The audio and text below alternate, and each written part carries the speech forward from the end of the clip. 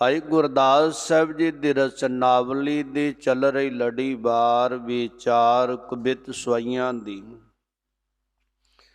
ਭਾਈ ਗੁਰਦਾਸ ਸਾਹਿਬ ਕਿਰਪਾ ਦੇ ਘਰ ਵਿੱਚ ਆਉਂਦੇ ਨੇ। ਅੱਜ ਬੜਾ ਸੁੰਦਰ ਅਲੰਕਾਰ ਬਣ ਕੇ ਸਾਨੂੰ ਸਮਝਾਉਂਦੇ ਨੇ ਕਵਿਤ ਦੇ ਦੁਆਰਾ।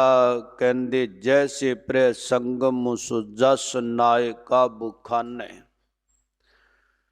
ਭਾਈ ਗੁਰਦਾਸ ਸਾਹਿਬ ਇੱਕ ਵਿਵਾਹਕ ਜ਼ਿੰਦਗੀ ਦਾ ਅਲੰਕਾਰ ਬੰਦੇ ਨੇ, ਦੰਪਤੀ ਦਾ।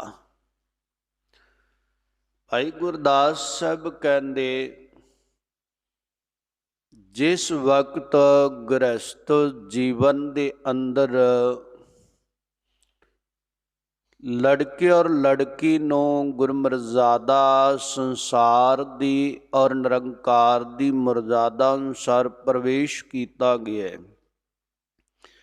ਉਹ ਦੰਪਤੀ ਜੀਵਨ ਨੂੰ ਗੁਰੂ ਕੁਲ ਅਪਣਾ ਕੇ ਆਪਣੇ ਗ੍ਰਹਿ ਦੇ ਅੰਦਰ, ਆਪਣੇ ਜੀਵਨ ਦੇ ਅੰਦਰ ਵਸਦੇ ਨੇ।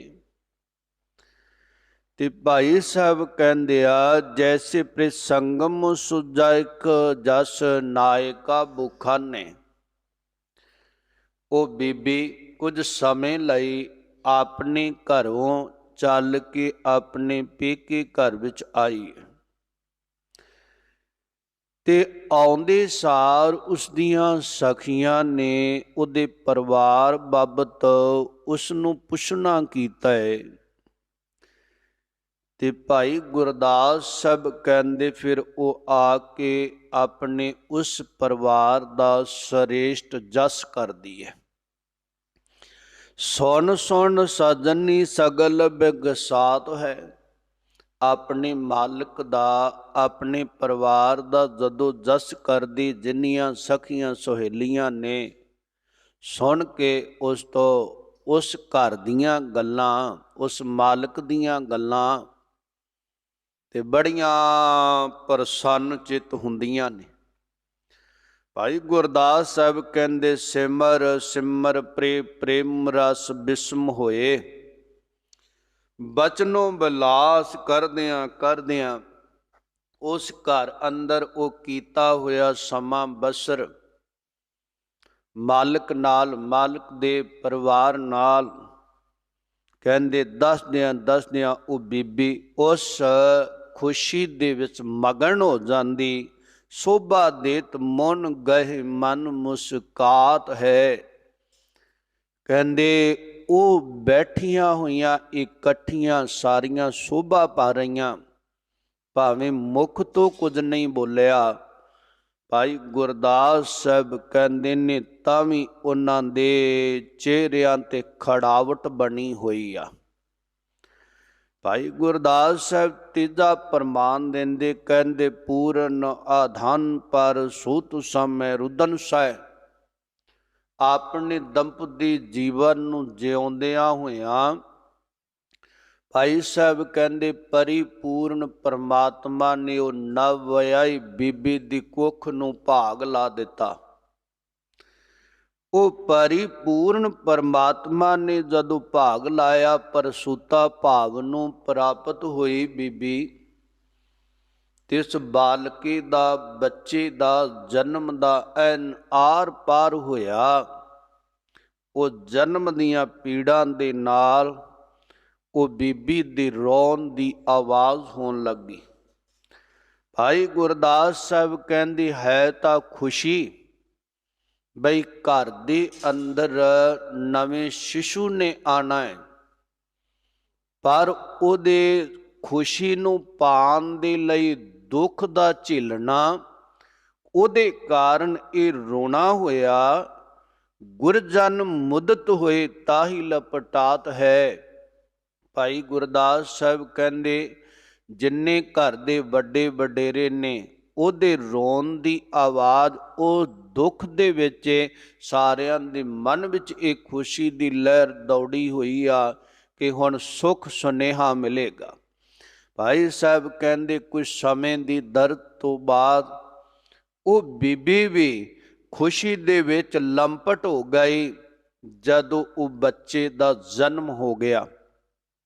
ਭਾਈ ਸਾਹਿਬ 3 ਪ੍ਰਮਾਣ ਦੇ ਕੇ ਚੌਥੇ ਪ੍ਰਮਾਣ ਦੇ ਅੰਦਰ ਜੋ ਸਾਨੂੰ ਗੱਲ ਸਮਝਾਉਣੀ ਚਾਹੁੰਦੇ ਨੇ, ਕਹਿੰਦੇ ਤੈਸੇ ਉਸੇ ਤਰ੍ਹਾਂ ਗੁਰਮੁਖ ਪ੍ਰੇਮ ਭਗਤ ਪ੍ਰਗਾਸ ਜਾਸ। ਕਹਿੰਦੇ ਗੁਰਮੁਖ ਸੰਸਾਰ ਵਿੱਚ ਰਹਿੰਦਿਆਂ ਹੋਇਆਂ ਨਿਰੰਕਾਰ ਨਾਲ ਸੰਬੰਧ ਜੋੜਦਾ ਹੈ, ਜਿਸ ਤਰ੍ਹਾਂ ਉਸ ਬੀਬੀ ਦਾ ਆਪਣੇ ਮਾਲਕ ਨਾਲ ਸੰਬੰਧ ਜੁੜਿਆ। ਭਾਈ ਸਾਹਿਬ ਕਹਿੰਦੇ ਫਿਰ ਉਹ ਮਾਲਕ ਦੇ ਦਰ ਨਾਲ ਜੁੜ ਕੇ, ਆਪਣੇ ਮਾਲਕ ਨਾਲ ਜੁੜ ਕੇ ਅੰਤਰ ਆਤਮੇ ਬਚਨੋਂ ਬਿਲਾਸ ਕਰਦਾ ਹੈ ਤੇ ਪ੍ਰੇਮ ਦੇ ਸਹਿਤ ਮੈਂ ਨੂੰ ਮਾਰ ਕੇ ਤੂੰ ਦੇ ਨਾਲ ਜੁੜ ਜਾਂਦਾ ਹੈ। ਭਗਤੀ ਕਰਦਿਆਂ ਹਿਰਦਾ ਪ੍ਰਕਾਸ਼ ਨਾਲ ਭਰ ਜਾਂਦਾ ਹੈ।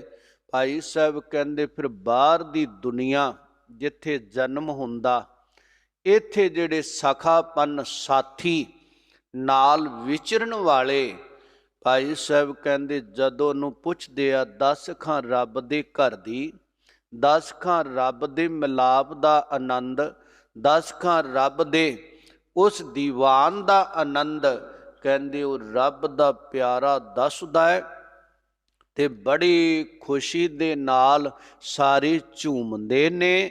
ਉਹ ਰੱਬ ਦੇ ਮਾਲਕ ਦੇ ਘਰ ਦੇ ਬਚਨੋਂ ਬਿਲਾਸ ਸੁਣਦਿਆਂ ਕਹਿੰਦੇ ਕਈ ਵੇਰ ਉਹ ਗੁਰਸਿੱਖ ਪਿਆਰਾ ਜਿਹੜਾ ਪਰਮਾਤਮਾ ਨਾਲ ਰੰਗ ਰਤੜੀ ਰੂਹ ਆ ਨਾ, ਉਸ ਮਾਲਕ ਦੀਆਂ ਗੱਲਾਂ ਸੁਣਾਉਂਦਿਆਂ ਕਦੇ ਉਹਦੇ ਦੀਦੇ ਵੈਰਾਗ ਨਾਲ ਸੇਜਲ ਹੋ ਜਾਂਦੇ ਆ।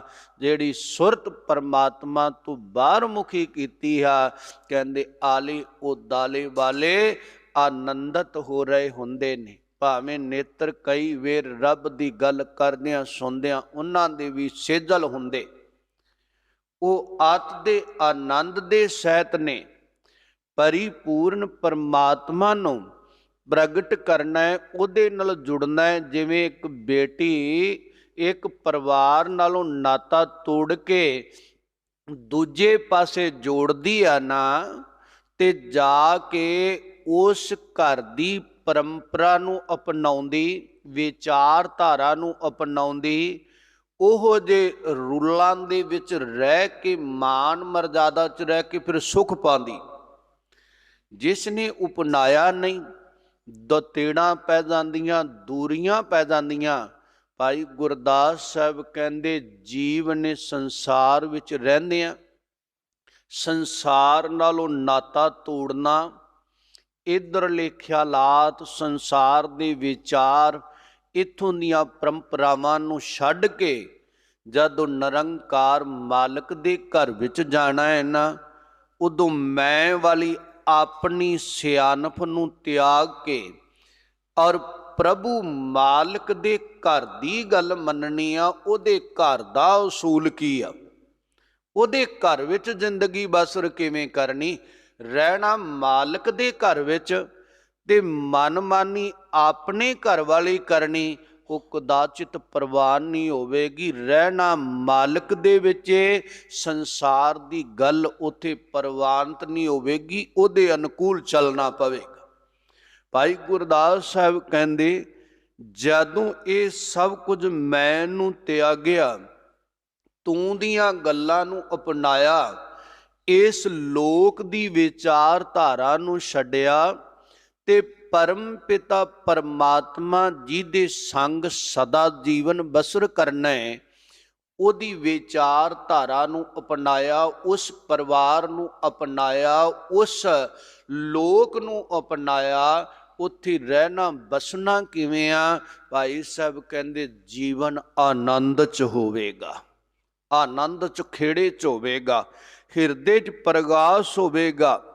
ਔਰ ਜਿਸ ਗੁਰਸਿੱਖ ਨੇ ਇਸ ਤਰ੍ਹਾਂ ਪ੍ਰੇਮ ਸਹਿਤ ਭਗਤ ਪ੍ਰਗਾਸ ਜਾ ਕੇ, ਜਿਹਦੇ ਹਿਰਦੇ ਅੰਦਰ ਪ੍ਰੇਮਾ ਭਗਤੀ ਪਰਮਾਤਮਾ ਦੀ ਪ੍ਰਕਾਸ਼ ਹੋਣ ਲੱਗ ਪਈ। ਕਈ ਵਾਰ ਅਸੀਂ ਬਾਣੀ ਪੜ੍ਹਦੇ ਹੁੰਨੇ ਆ, ਸੇਵਾ ਵੀ ਕਰਦੇ ਹੁੰਨੇ ਆ, ਸਿਮਰਨ ਵੀ ਕਰਦੇ, ਤੇ ਕਈ ਵਾਰ ਗੁਸਤਾਖੀ ਮਾਫ ਅਪਣਤ ਨਹੀਂ ਛੱਡਦੇ, ਕਹਿੰਦੇ ਗੱਲ ਮੇਰੀ ਹੀ ਚੱਲੇਗੀ।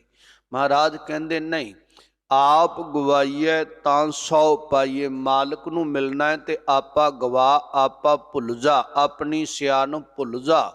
ਮਾਲਕ ਦੇ ਘਰ ਵਿੱਚ ਮਾਨ ਪਾਉਣਾ ਈ ਤੇ ਨਿਮਾਣਾ ਹੋ ਜਾ। ਦਰਗਹਿ ਮਾਨ ਨਿਮਾਣਾ ਪਾਵੈ, ਤਾਨ ਤਾਕਤ ਪ੍ਰਭੂ ਤੋਂ ਲੈਣੀ ਹੋ ਤੇ ਨੇਤਾਣਾ ਹੋ ਜਾ, ਤਾਂ ਤਾਕਤ ਮਿਲੇਗੀ। ਔਰ ਸਜਣਾ ਆਪਣਾ ਗਿਆਨ ਛੱਡ ਕੇ ਅਗਿਆਨੀ ਬਣ ਕੇ ਆ, ਗਿਆਨ ਗੁਰੂ ਤੋਂ ਮੰਗ, ਫਿਰ ਤੇਰਾ ਹਿਰਦਾ ਪ੍ਰਕਾਸ਼ ਨਾ ਭਰ ਜਾਵੇਗਾ। ਭਾਈ ਸਾਹਿਬ ਕਹਿੰਦੇ ਬੋਲਤ ਬੈਰਾਗ ਮੋਨ ਸਭਹੁ ਸੁਹਾਤ ਹੈ।